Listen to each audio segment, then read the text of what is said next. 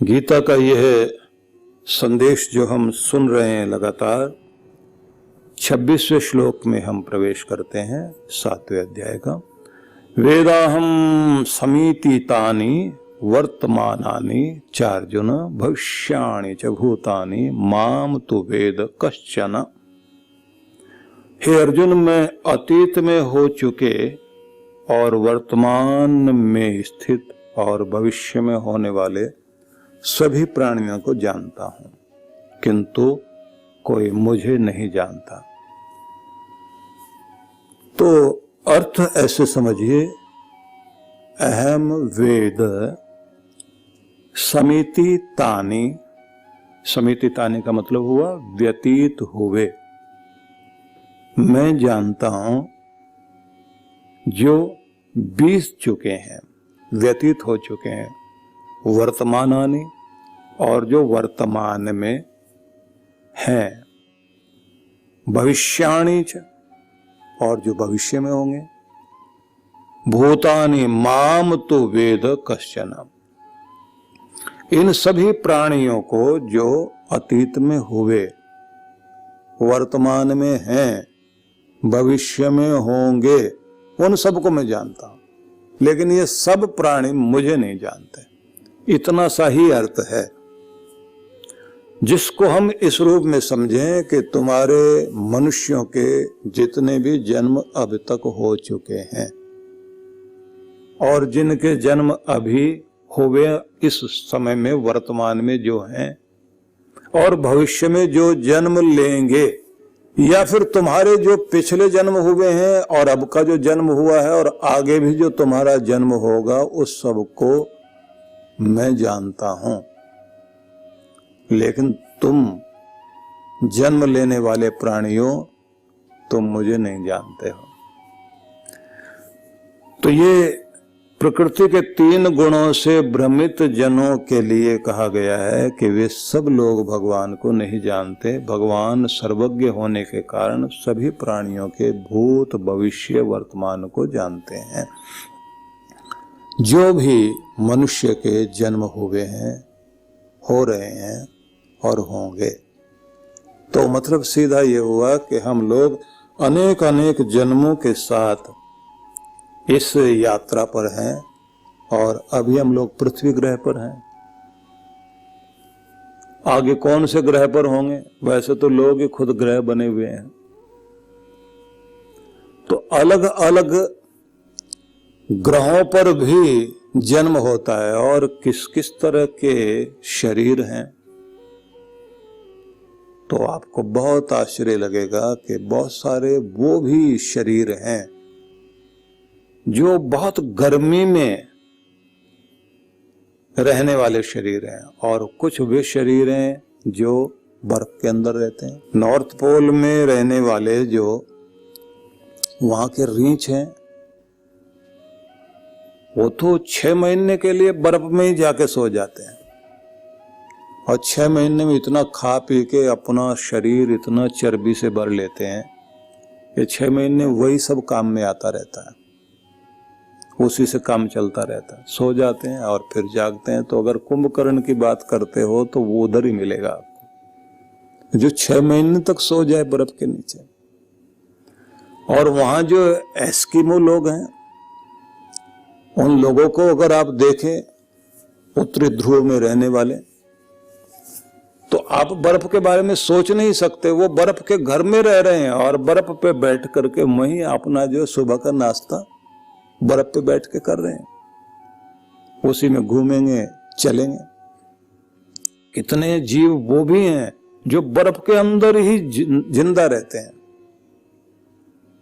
कुछ अग्नि में जिंदा हैं, कुछ वायु में है। पृथ्वी के अंदर कितने सारे जीव हैं। कुछ वे हैं जो केवल मात्र सांस के माध्यम से आपके शरीर में आ रहे हैं, जा रहे हैं। और मजे की बात यह है, आपके शरीर के अंदर जो मुख्य जीव है वो तो जीवात्मा एक है, लेकिन आपके अंदर पलने वाले न जाने कितने सारे जीव जंतु हैं। कितनी जीवात्माएं आपके शरीर में पल रही हैं, छोटे छोटे। आप ऐसे समझ लीजिए कि ऐसे प्राणी हैं जिसको आप आंतों में कीड़ों से लेके न जाने कितनी सारी चीजें शरीर के अंदर हैं। और ज्यादा व्याख्या करने की आवश्यकता नहीं तो आप दही भी नहीं देख पाओगे ध्यान से। तो सब जगह जीव अपने अपने शरीर में संसार में रह रहे हैं। कभी आपने जो उदुम्बर का फल होता है ना, गूलर का फल, उसे तोड़ के देखना। फल तो बड़ा है, पका हुआ फल है, जैसे उसमें तोड़ेंगे इतने सारे उसके अंदर उड़ते हुए जीव, कीट उड़ते हुए महसूस होते हैं। उनकी कॉलोनी है पूरी वहां पर। वो इतनी बड़ी कॉलोनी है, आपको तो लगता है कि एक छोटा सा फल है, और जैसे आप तोड़ देंगे तो वो आकर के जो है वो क्या कहते होंगे उस समय, कारपोरेशन का कोई अधिकारी हो गया, पूरी कॉलोनी तोड़ गया हमारी, निकलना पड़ेगा यहाँ से। तो आप जब उसे तोड़ रहे होते हैं तब तो ये समझ लीजिए कि आप भी जो है वो नगर पालिका वाले बुलडोजर लेके आए हुए हो। वो बेचारे वहां रह रहे थे, उनका तो सारा निकल है बात। हम लोग तो बहुत छोटे से जगह में रह रहे हैं, तो जो परमात्मा सोचते होंगे वो भी तो ये सोचते हैं। गूलर में रह रहे थे ये लोग, उनका गूलर जो है थोड़ा सा बड़ा है, हम लोगों का गूलर थोड़ा छोटा है। अब जो उस गूलर के फल के अंदर रहने वाले जीव हैं, वो सोचते होंगे इनको समझ होनी चाहिए, ये अगर बड़े हैं तो हमें भी तो यहाँ रहना। आपके छोटे से छोटे, कभी आप देखें तो आपकी दीवारों में भी एक छोटा सा छेद करके या मिट्टी लगा करके कुछ जीव वहां पर अपना घर बना के रह रहे होते हैं, वहां उनका बच्चा जन्म ले रहा होता है। इतनी छोटी सी जगह में कि आपकी उंगली के अंदर 3 घर आ जाएंगे। उंगली टिका दो ऐसे, इतने में 3 घर आ जाएंगे, वहां वो रह रहे। कितनी तरह के जीव जंतु संसार में है, सब अपनी अपनी जिंदगी जी रहे हैं। अब बसाने वाला परमात्मा है। तो ऐसे भी जीव हैं जिनका अभी जन्म हो रहा है। थोड़ी देर के बाद में आप अगर देखें तो जो सर्दियां होती है ना, सर्दियों से पहले मौसम बरसात का भी चल रहा है। बरसातों में जब तेज बरसात पड़ती है, उस समय कितने सारे जीव जंतु 2-2.5 घंटे के अंदर ही पैदा होते हैं, उसी में जो है वो मर भी जाते हैं। तेज जैसे तेज धूप निकलेगी वो खत्म। और 2-2.5 घंटे में समझ लीजिए पैदा हुए, उतने में बड़े हो गए, स्कूल वगैरह गए, ब्याह शादियां हो गई, बच्चे भी हो गए उनके, इतनी देर में राम नाम सत भी हो गए 2.5 घंटे। आप कहेंगे ये क्या जिंदगी है। अब आपकी देखा जाए तो आपकी भी कौन सा कोई बड़ी जिंदगी है। अकड़ के मूछों पे ताव दे के तो ऐसे चलते हैं जैसे अमरता का प्रमाण पत्र लेकर यही आया हुआ है, कब चुटकी बज जाए। ये बड़ा अजीब खेल है। भगवान कह रहे हैं कि इतने जन्म होते हैं, जीव आते हैं और दुनिया में रहते हैं और फिर चले जाते हैं, उनको कहानी मालूम नहीं, लेकिन मैं सब देख रहा होता हूँ। कथा कही जाती है ना कि बरगद के पेड़ से एक जंगल में बेल उग करके उसकी शिखर तक पहुंच गई और उसने कहा तुम्हारी उम्र क्या है। बोले तुम बताओ अपनी। बोले हमारी तो 3 महीने। अच्छा तुम्हारी? बोले हमारी 150 साल। हद है, तुम 150 साल में यहीं तक पहुंचे हो, हम तो 3 महीने में यहां पहुंच गए। वो बरगद हंसा और हंस करके बोला हर बार कोई ना कोई बेल ऐसे ही आके सवाल करती है मुझसे कि तुम बस अभी तक यहीं पहुंचे हो। तुम जैसे पहुंचे हो वैसे ही थोड़े दिनों के बाद नीचे सूख कर गिरोगे, तुम्हारे पत्ते मेरे लिए खाद बनेंगे, फिर तुम्हारे कोई भाई बहन फिर आएगा ऐसे, फिर आकर कैसे देखेगा। यही है जीवन का क्रम। पल रहे हो, बढ़ रहे हो और मिट रहे हो। इस चक्र में संसार चल रहा है। तो भगवान कह रहे हैं मैं तुम्हें देख रहा हूं, तुम्हारे जन्म देख रहा हूं, होते हुए परिवर्तन देख रहा हूं, लेकिन इस दुनिया में आने जाने वाले लोग वो मुझे नहीं देख पा रहे हैं। व्यष्टि में काम कर रही माया को अविद्या कहा जाता है। ऋषियों ने इसे दुख का कारण माना गया कि यही है वो अविद्या जिसके कारण लोग उसी एक गोल घेरे में घूमते घूमते जीवन व्यतीत कर लेते हैं। लेकिन जो इस माया के घेरे को तोड़कर परमात्मा का दर्शन करने में सफल होता है, बस वही इस दुनिया में ठीक ढंग से जीकर और अपने जन्मों जन्मों के दुखों से छुटकारा पा सकता है। तो उसके लिए फिर क्या करना चाहिए?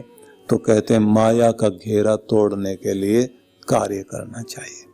वो क्या करना चाहिए? तो उसके लिए कहा पहला तो है आत्म संयम, फिर है श्रवण, फिर है मनन, फिर है निधिध्यासन, और इसके द्वारा साधक अशांत मन को प्रशांत करे और प्रशांत अवस्था में उसे अपने अंदर प्रकाश की अनुभूति होती है और उसमें दिखाई देता है कि आवरण के पार कोई एक परम शक्ति है जो इस पूरे संसार को गतिशील किए हुए है।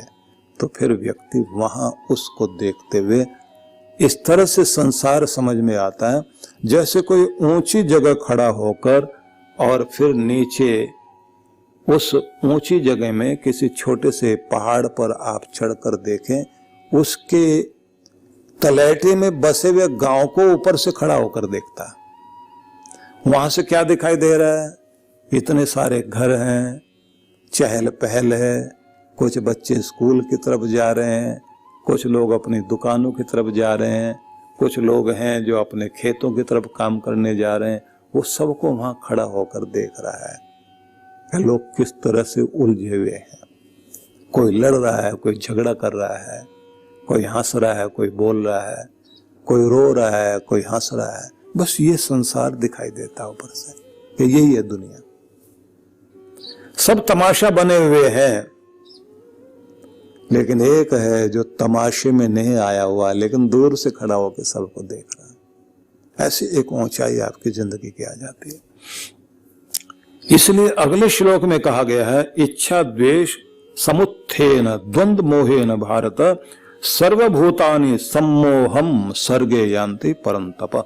हे भरतवंशी अर्जुन, इच्छा और द्वेष से उत्पन्न होने वाले द्वंद्वों के मोहवश संसार के समस्त प्राणी जन्म लेकर भ्रमित होते रहते हैं। इस संसार में सभी लोग भ्रमित हैं और उन भ्रमित करने में जो कारण बनी हुई है वो प्रकृति की 3 गुणों से उत्पन्न हुई ये माया या योग माया जो प्रत्येक व्यक्ति को भ्रमित और मोहित किए हुए है, उसके कारण ही ये सब घट रहा है। अब इसकी थोड़ी सी व्याख्या की है आगे।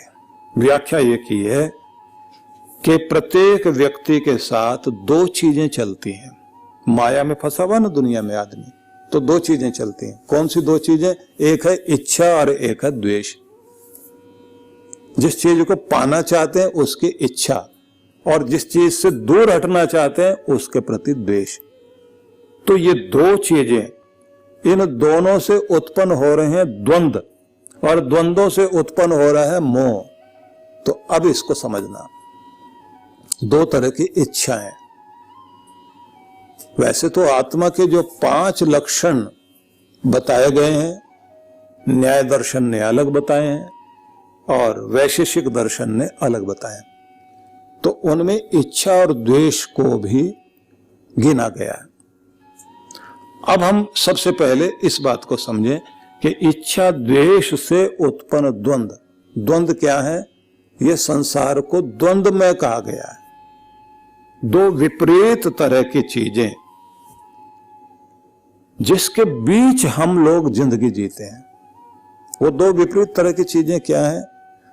एक से उल्टी चीज दूसरी मिलेगी जरूर, यही जिंदगी का असली रूप है। मतलब अगर सुख, उल्टा उसकी तरफ दुख। अभी सुख में है तो सुख को देखते हमें क्या होता है? इच्छा जागती है, और फिर उसी से उत्पन्न होती आसक्ति, अटैचमेंट, जुड़ने की इच्छा।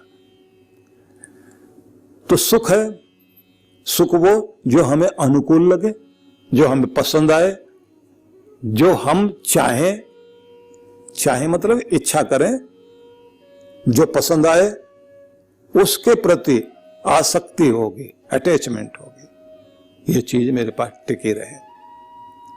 और जिससे हमें दुख मिलता है उससे क्या होता है? सुख का उल्टा दुख है। जिस चीज से दुख होता है तो उससे दूर भागना चाहते हैं, उससे बैर जागता है, बच के चलता है आदमी। या तो बचेगा या उठा के फेंकेगा उसको।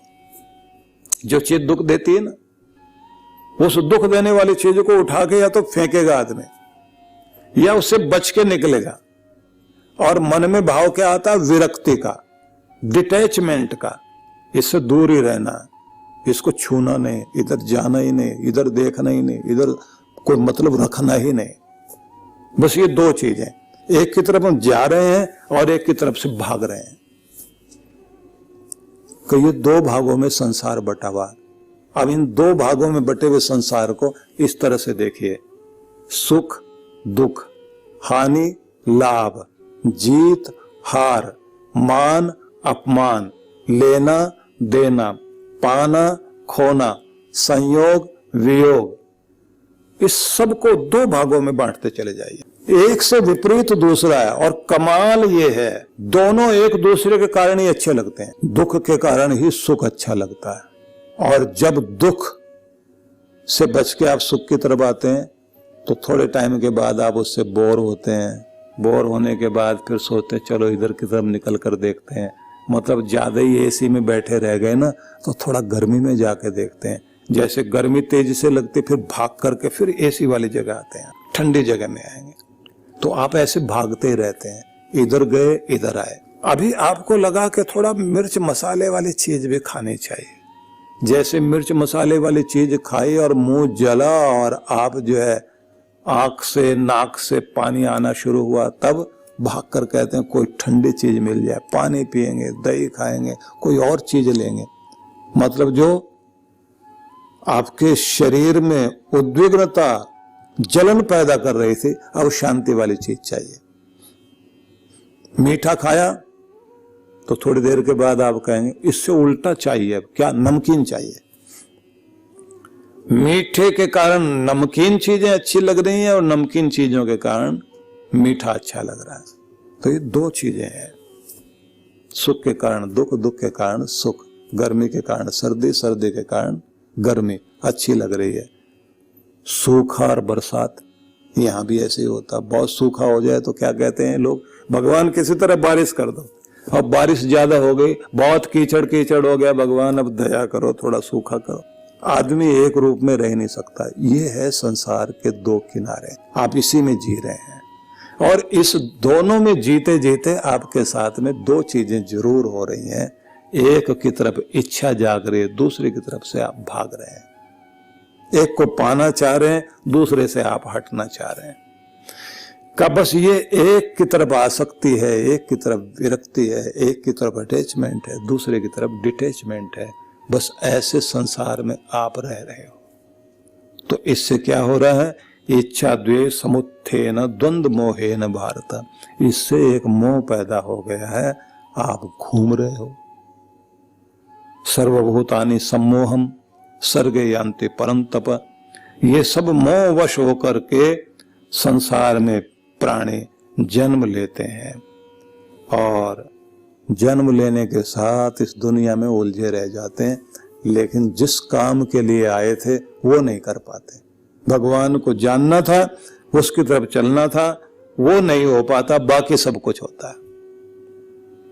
अब ये समझ में आपको भी आ रहा है कि हम लोगों को भी ऐसे इच्छाओं के खिलौने पकड़ा दिए हैं भगवान ने।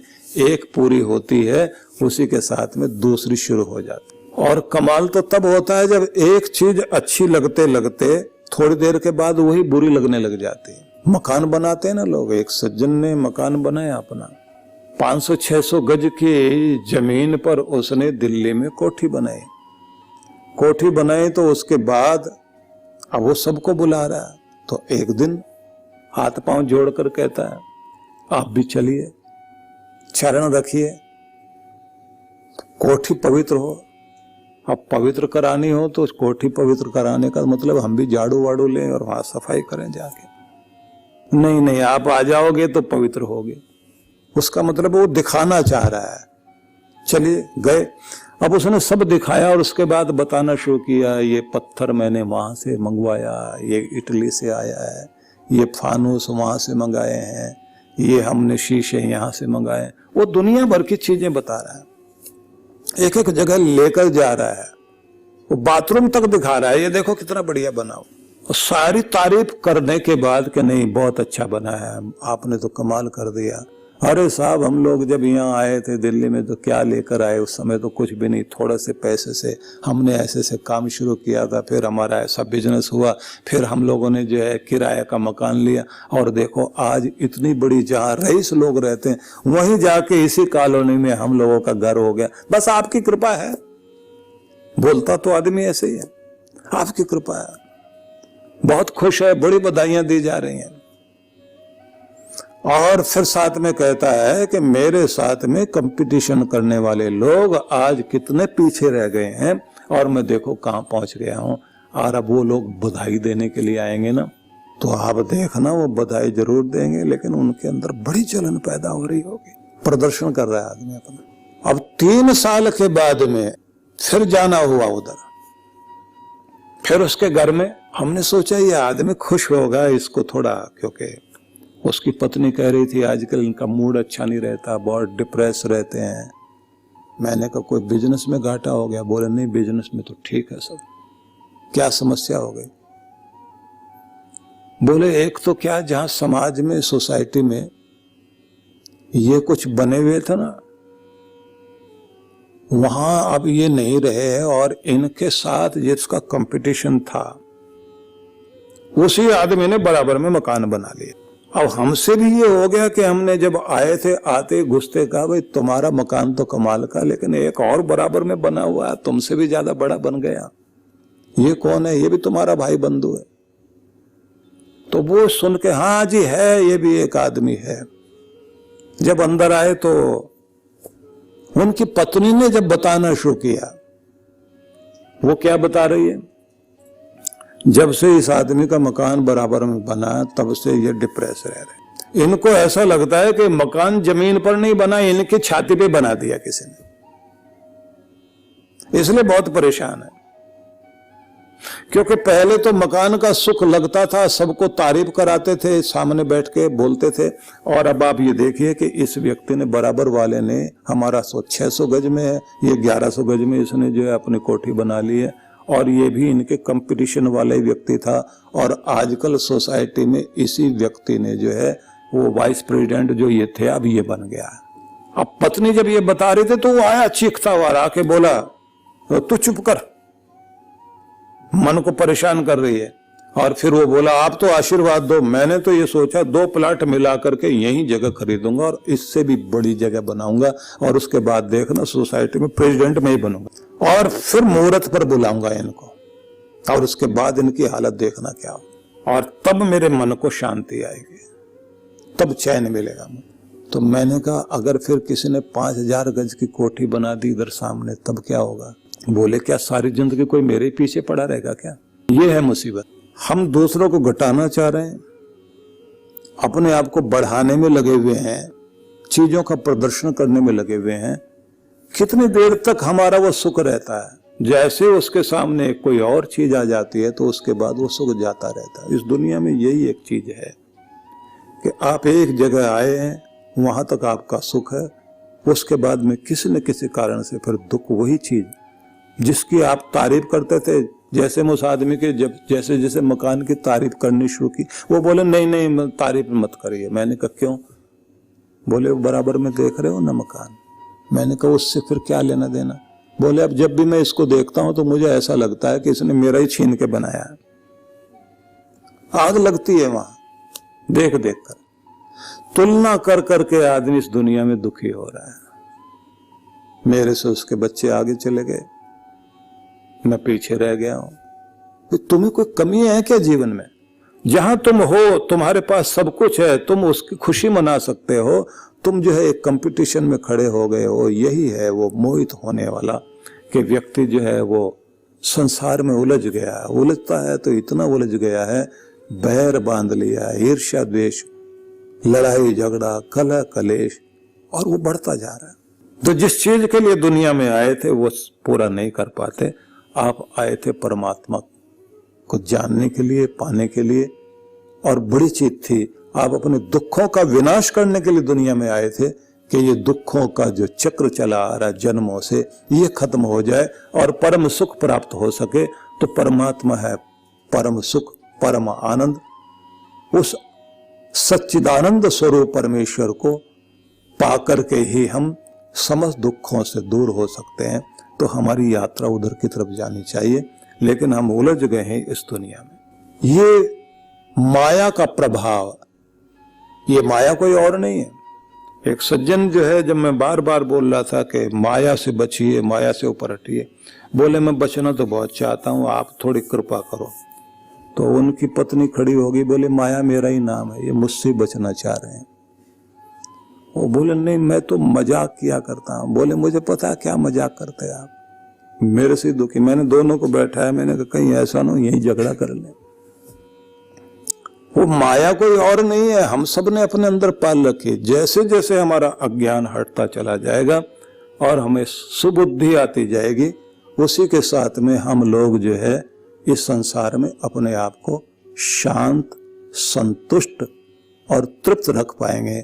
और जब हम अपने अंदर तृप्ति अनुभव करेंगे, तभी हमारे जीवन का सच्चा सुख हमें प्राप्त होगा। सभी के लिए बहुत सारी मंगल कामनाएं। और फिर अगले श्लोक के लिए फिर अगली यात्रा में हम प्रवेश करेंगे।